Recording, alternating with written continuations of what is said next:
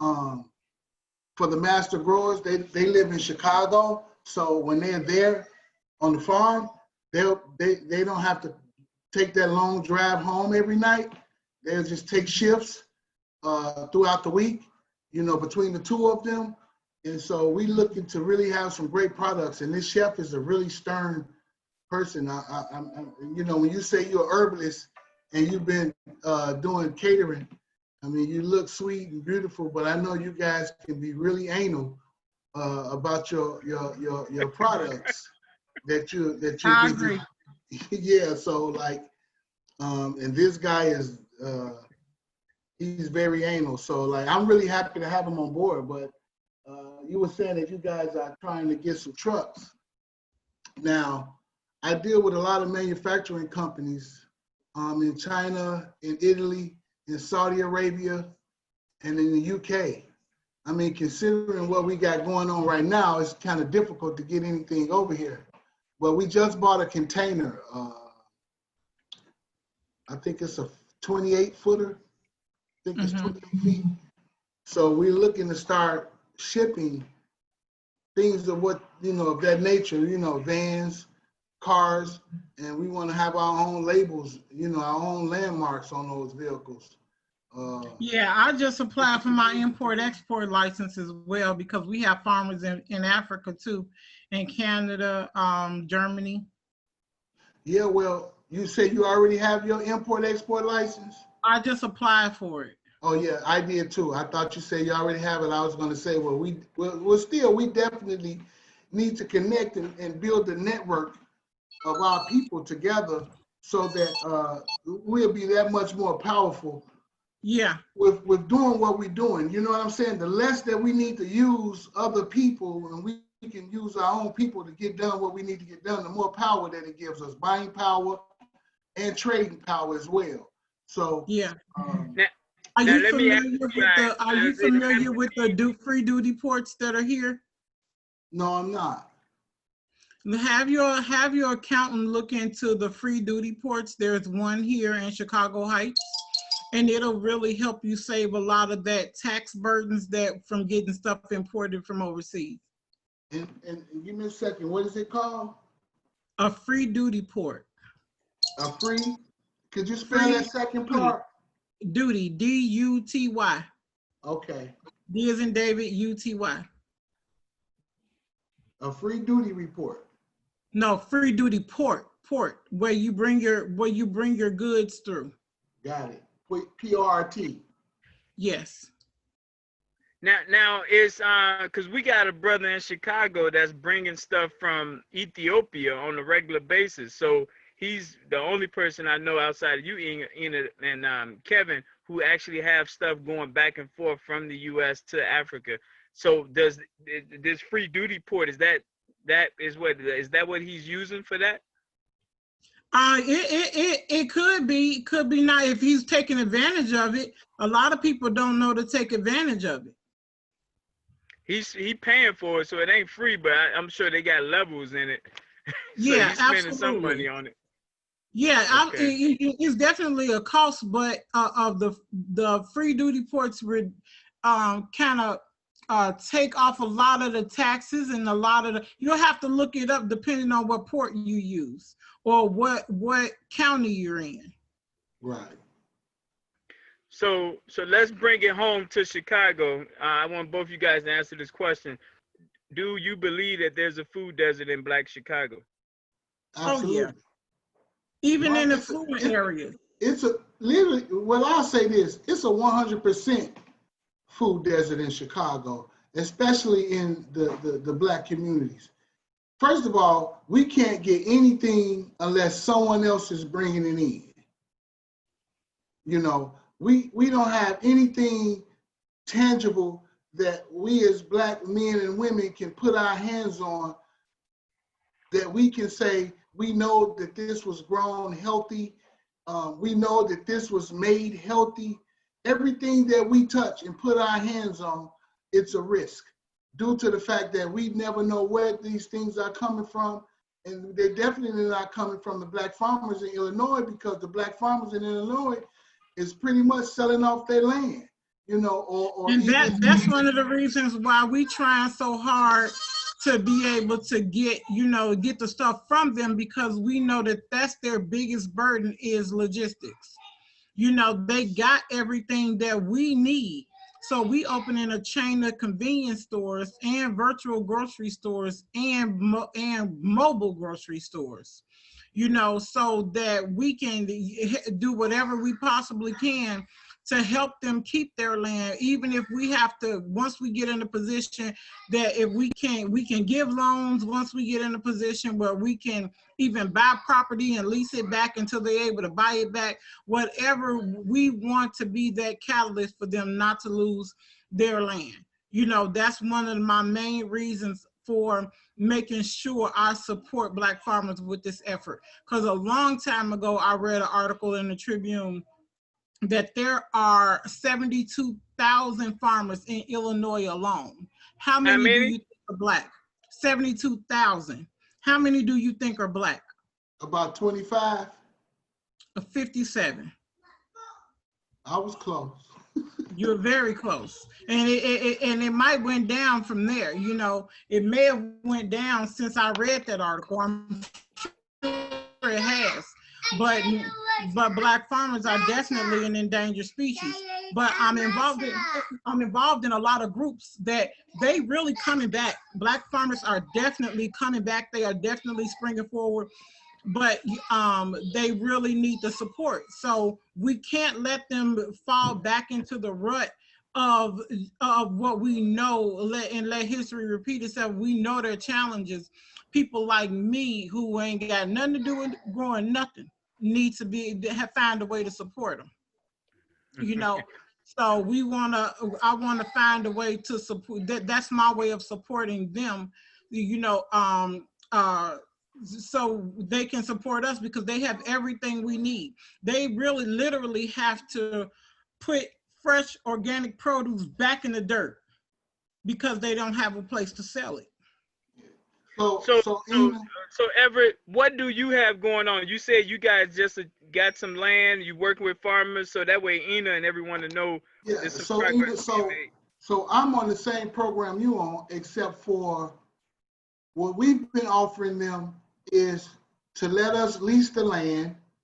We're leasing the land from them, and we're paying the taxes on the land, flat out paying the taxes on the land, and we're offering 2 family members a salaried position, you know, to care for the land, because these families been on the land their entire lives, so they know everything about it. So we offering them that, and we also offering them a percentage of the net that we make off the land to help them be able to maintain and keep their property. Okay. Yeah. So we really giving the so now let's talk about what Chicago can do, what our communities can do to help. With Ina, we kind of know what we want to get to do the minimum, which is the $100 piece to help out. Well, the $100 if we do the 50-cent per. You was about to say something about that? Yeah. So, well, what I was about to say is that if Ina and I get together now that we've met each other, and so that I can get a very good understanding on what Ina needs done, and then she can get a very good understanding on what I need done. And it seems like to me like I would want to work with Ina first, you know, because they're about to roll out the food trucks and the virtual, you know, shopping. So like she's already ahead of the game on what, you know, I'm moving towards in the earlier future here. But what we can do is, so it sounds like to me, Ina, like the best thing that's going to be put in place for you is marketing, advertising to the That's Black my community. degree is in marketing and advertising. I do all my own marketing, logo work, everything. No, what I'm saying is to be able to get it out to the masses of Black people. So that's what I'm saying, like 107.5, 95.1. I'm talking about like on an everyday basis. You know, like we're gonna force feed this to our people to where they hear it every day, Just like how we hear Amazon every day you pick up your phone, Amazon And got I know something on people your... looking for my business. Every week I get a thing from Google that more than 1,000 people every week search for my business. I get calls on my personal cell phone that people looking for my business, emails, text messages from people, are y'all open? And I'd be like, who the hell is this? But I had to remove my phone number because I had the same phone number over 20 years. So I had to remove it off of some of the stuff, like when I used to sell salads and my catering flyers and stuff like that, because people will find me any kind of way and send me a message to see if we're open. What part of Chicago are you in, Ina? Right now I'm in Roseland. Roseland? Uh-huh. You said Roseland? Yeah. I was born in Roseland Hospital. Okay. I grew up on 107th and Normal from 1971 until 1996. So I work like, this a guy named Bill Smith. That's a very popular guy in Roseland. Like, I know a lot of people in Roseland. I don't know nobody. Yeah, but I do. Now you do. I really keep to myself. I had a daycare for 18 years and I just really, do my own thing. Yeah, so that's, I know a lot of people know me and a lot of people know my kids, but yeah, not me. So listen, I actually just came out of Roseland about an hour ago. Yeah, that's my neighborhood. That's my birth neighborhood. Inglewood and Jeffrey Manor and Chatham. Those now, were Inglewood is a different story. I know everybody in Inglewood. Now that's where I grew up. Yeah. So and I went to Harper. We owned the restaurant on 74th and Halsted, Patton Kim's Diner. I don't know if you're familiar with that. Okay. And we had that whole corner from 74th all the way back to 75th. We had the fish market, the lounge, the ice cream parlor. Okay. The cleaners. That whole corner, like my mom and dad owned that whole corner.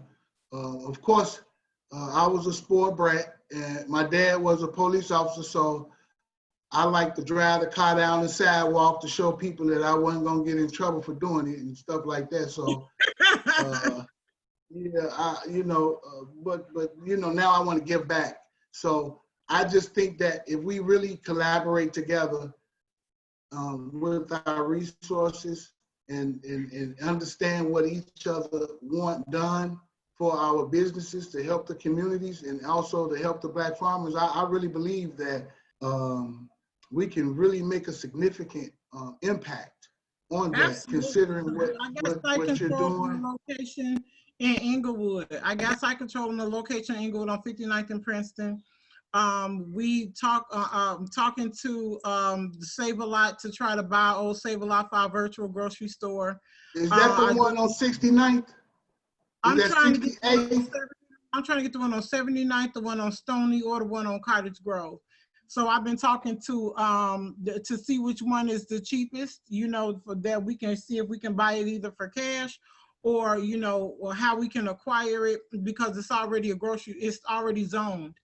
Are you having trouble with the alderman? Have you talked with the alderman? I don't need to talk to them yet. Okay. Because I would rather beg for forgiveness than ask for permission. So this is what I wanted to put out there, you guys. So y'all both agreed that there are food deserts, and so the key is we got Geraldine Smith. She's over there on 67th or 69th and Emerald. I sit on her board. I'm the president of her board. So that's one. We got on 56 in Ashland, where really is Marshfield. We got a sister with a garden over there. We got the whole garden thing over there on Winchester and I think 65th. But wherever we have these gardens at, do you guys see a linkage between them and what you guys are doing? Is there any synergy that can be coordinated together with them? Yeah, absolutely. I talk with a few local urban farmers now, that we want to do business with, when they able to, to do business and when they having a harvest. You know, and I think Your Bountiful Harvest with Sophia Rashid on 57th and Halsted. Is that who you talking about? No, he's talking about the one on, I think he was talking about on 68th and Emerald. Geraldine Smith, she's the founder. Yeah. So Geraldine Smith is the black woman that was on death row for 19 years. And she was released off of death row. She's been home now 11 years. And she has a garden over on 68th and Emerald that is to die for. I make sure that we have seeds every year for that garden. We've had watermelon. The first time I ever seen a watermelon grown in the ground was from Miss Geraldine Smith. And she's another one that she will work you to death. You think she was, you know what I'm saying? So she's one of the people that really has a beautiful garden in Inglewood. And it's another brother by the name of, what's his name? I think it's Dave. Well, anyway, I've done a lot of business with him. And he has like 4 or 5 farms in the Inglewood area. Well, I need that name. I need to know him. Who is he? 1 second, I'm gonna look it up right quick. I forget his name, man. I'm horrible with names. Well, it sounds like he, yeah. So what I'm thinking though, while you're looking up the name, like I would hope that they will be open to helping us to get in off the ground more so. I wouldn't even mention these people if they weren't willing to work with us. All right. Dale, his name is Dale. It's D-A-L-E. Yeah. Actually, he sent me a text message June the 25th last month. He just sent me a text message, you know, just checking in with me to see what was going on and how much progress have I made, and let me know what he was doing. But he's a white guy, but Dale will tell you in a minute, I come from white trash, so white people treated me bad. The black people are the ones that treated me like family. So those are the people that I'm most close to, you know. So he wound up getting some money, a lot of money. No, I'm glad you disclosed that. That's important because it just tells us where a person is at. We press forward. Yeah, so all his farms is in Inglewood, and Dale got some money from his mom when she passed away, and he took the money and brought it to the hood and built a lot of farms in the hood for our youth. Now, is it over there on 58th? Is that it? Yeah, that's one of them. He got one over there. He got about 5 of them in Inglewood. They all in Inglewood. All right, so we'll double back on that one off air. I double back with you. Ina, you got any insight on brother Dale? Do he know what you're doing already? Oh, I don't. We lose Ina? No, not that I know of. Not that I know of. I think I know his name is. Can you hear me? Yeah, we hear you now. Yeah. You just fine. I can hear and see you just fine. Okay, but good. Yeah, the only guy I know is named Aiden. Where is he at? I thought he had a place in Inglewood too, but I actually met him at the winery, at the Wild Blossom Winery on 90th and Hermitage. On 90th and Hermitage? Yeah, it's the winery called. Oh, it's a winery. It's a winery. Wild Blossom. Yeah, it's beautiful. It is beautiful. Is that black owned as well, Ina? No, it's not. It's not. That's how I met Aiden. He has a couple of farms in Inglewood and another one in Inglewood and about 55th somewhere. I forgot. Is he black? Is Aiden black? He white. That's what so that's why I thought he was probably mentioning the same person that I know. So Aiden and Dale both are white? Yeah. All right.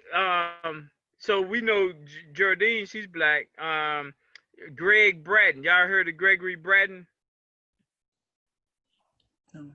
No, I don't know him.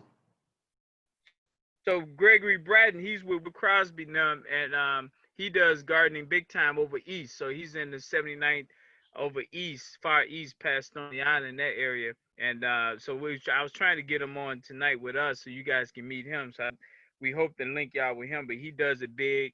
What about Yvette Moyo? You guys heard of Yvette? And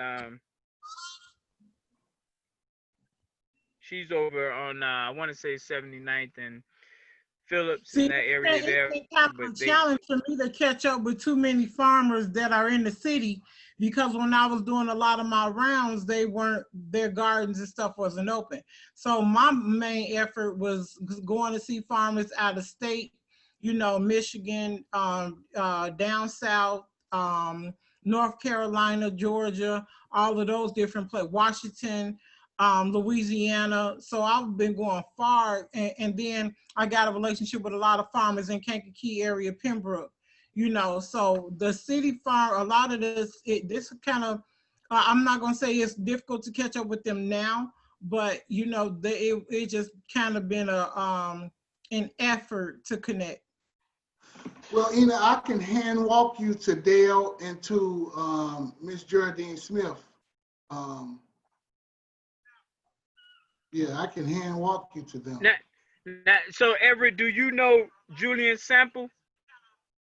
The names sound familiar. I told you I'm horrible with names. The only reason I know Geraldine Smith is because I sit on her board. I'm the president of her board, you know, and she had a very interesting background from when we met. You know, I was really impressed and intrigued by when I met her. So I've been dealing with a lot of the, like our state representative, our state senator, Deborah Bonner. She ran from alderman in Inglewood last year. So I really don't know. I might know these people and just don't know their names. Well, I want to make sure Fred Carter, he's a legend. He has the farm out there in Pembroke, I believe it is. So, Ina, if you don't know Fred, and if ever you don't know him, that's going to make the city stronger with you guys knowing each other. What's the name of his farm? Now, don't embarrass me. I don't know. I'll find out, but Fred, he's on Facebook. Yeah, I'm bad with names too, but names of the farm.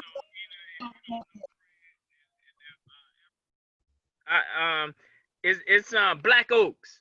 I got it. Black Oaks Farm. That's Fred. Black Oaks. Oh, you heard me, Ina? Black Oaks. No, they got Oaks too. I think the name.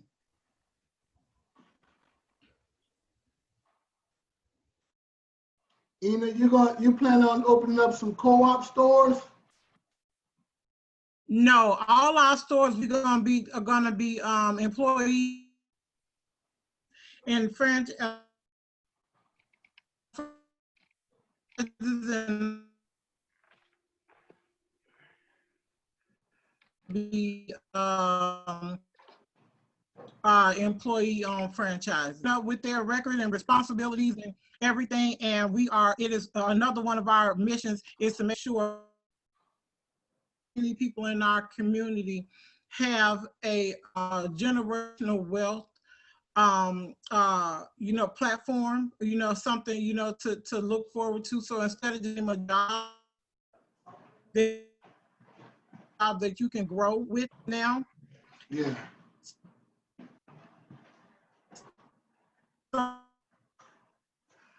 Effort, because Illinois just rolled out a tax package that we will handle all the distribution. We will handle all the you know, we'll own the location, and they'll lease it from us, but they'll own the business. Okay. So we have a nationwide initiative to put one Ruth Vine store in every zip code, and in a fleet of buses and virtual grocery stores. Mhm. So will you guys be rolling out like entrepreneurship classes for those Yeah, individuals? I also own a nonprofit called Green Table Talks, and that's our sister company.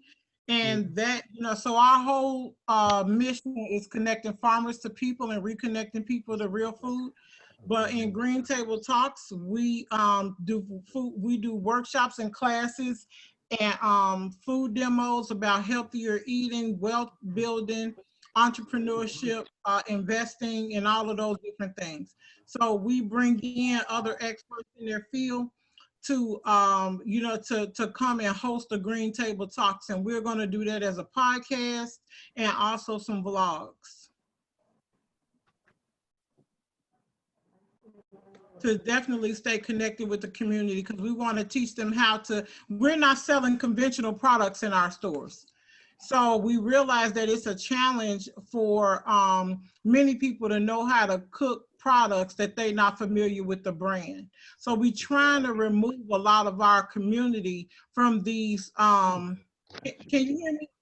Yes, I can hear you. Okay, we try to remove our community from a lot of these brands that are not good for us, and we really want to reconnect them with food and teach them how to make cornbread from scratch, bread from scratch, make brown rice, make oatmeal, and not all instant, things. So in that, we're going to teach them budgeting. We're going to teach, we're going to reintroduce budgeting. We're going to reintroduce portion control. We're going to reintroduce, really connecting with food and not using a lot of because the brands are the first thing that they tamper with when they want to target our community for whatever reason, with a lot of these pesticides and herbicides and preservatives and everything that's in the food. But if you touch each and every one of your own ingredients and you know what's in it, and people don't, with me being a chef and a herbalist, I truly understand that you're really not saving any time. Have you ever met Vienna Little? Have you ever met a young lady by the name of Vienna Little? No. Okay. I'm gonna introduce you guys to each other. Do she have a kitchen on 69th Street somewhere?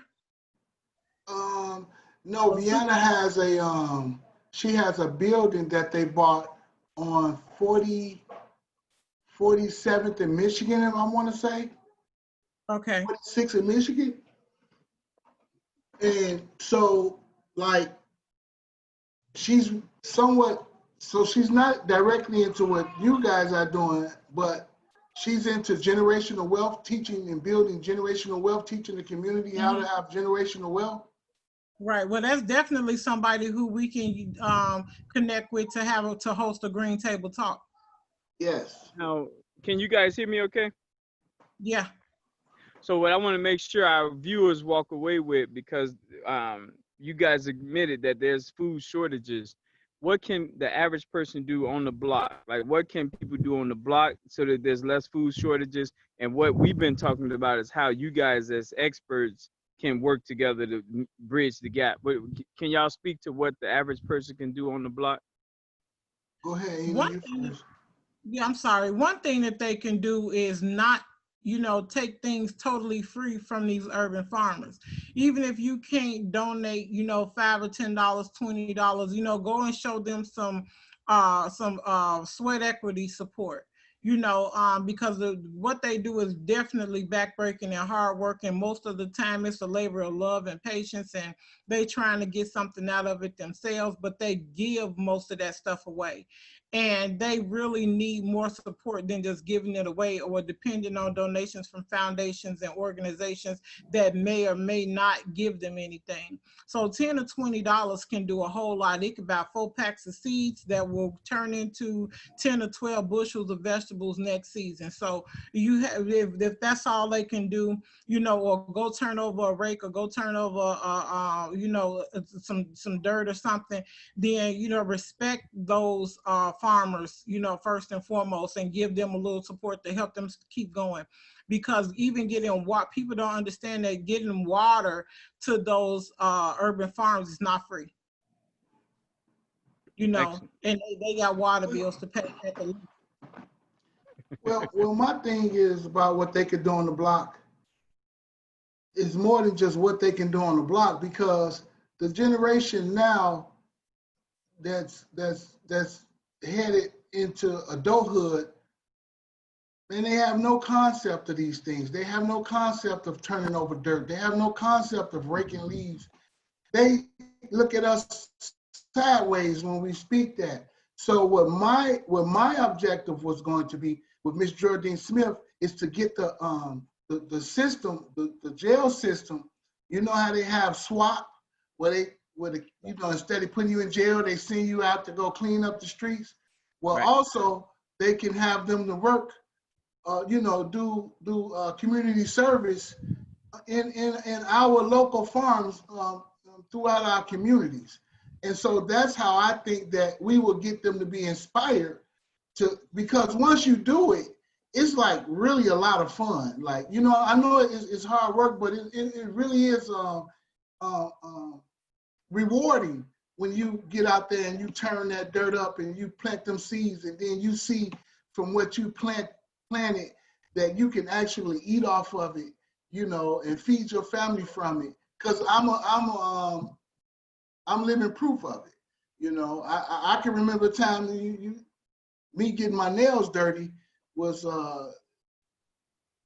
just, it wasn't gonna happen, you know. But now that I've been working with Miss Geraldine Smith, like, man, I got pictures of us on the farm where we, you know, pulling the tomatoes and the squash. Like I you know, I never knew how squash grew or watermelons grew, and to just see it growing right in my own neighborhood that I grew up in, it was amazing. You know what I'm saying? And so, like, I look forward to being out there now. So I think that we have to be strategic with getting the youth on the block even interested in it. You know what I'm saying? So Well, I think part of it is trips too. We got to take them out on trips. So that's where we need to talk strategy on how we fund trips for them to come out to Pembroke, to Black Oaks Farm and stuff, places like that, because exposure matters. So we got to do that, you know.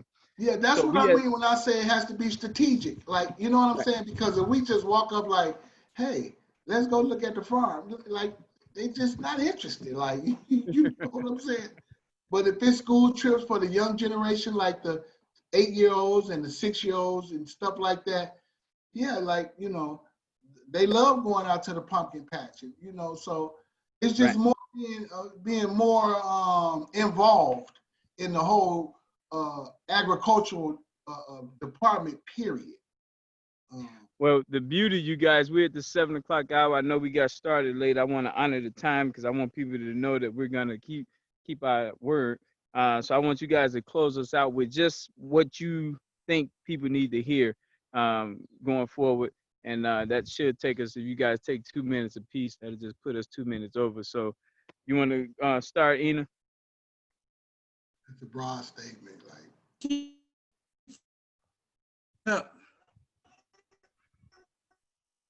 I didn't hear you, Ina. What was that? Did we lose Ina? For some reason. No, she's there. I think her phone just, her system just cracking up.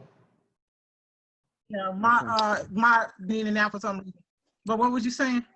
No, just 2 minutes to close us out from your angle. What should people know? What should people do? Or what you got going on that they can help out with? They can contribute to our GoFundMe campaign, Roots and Vine Produce and Cafe. They can, if they just have $5 or $6 that they want to donate, so we can help get these trucks so we can assist these farmers. It's really a all hands on deck situation. And you have them.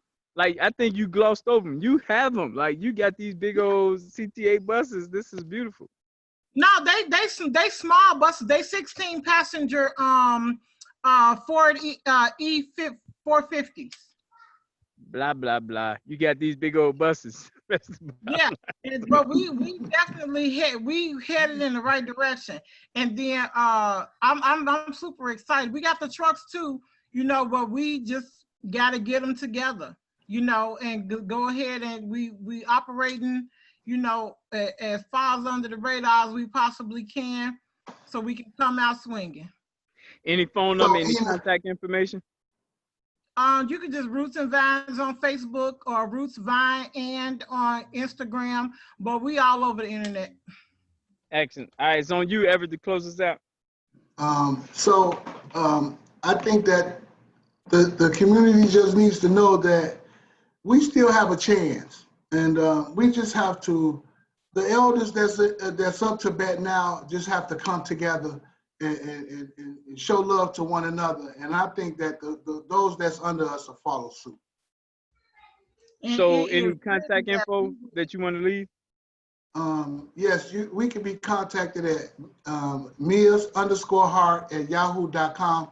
That's MIAS_heart, HEART @yahoo.com. All right, you guys, let me first thank you guys for taking a whole hour out of your day and sharing with everyone that we are connected with. And this means something. Every first Monday, we're going to try and have this hunger conversation. I'm going to bring up different speakers, but I want you guys to always know that the floor is always yours to jump on and let people know what you got going on, what's coming up, and what we can do to support you. All right. Thank you guys dearly. Can I say this? Ina, of course. You made the statement that you needed to get those buses together. Well, we them built out and everything already. We have them. You know, I was just returned one of them today to get the brakes and stuff done. So we have the buses. We getting everything up and rolling, but you know, every business you always have to keep funding. I have a friend that has a paint shop, a body shop in Roseland, and he's always looking to help our Black men and women any way he can. I would definitely like to introduce you to him. His name is Solar. I appreciate it. Absolutely. Yeah. Because we actually need a little paint work done. Yeah. Before we get it wrapped. So I don't know. Send me an email. I don't know if you got that. Send me an email and then we exchange numbers versus we doing it over this internet thing here. All right. So thank you guys. I'm gonna end the recording. So you guys are happy. You got the email, Ina? Yeah, Mia_heart@yahoo. It's MIAS_heart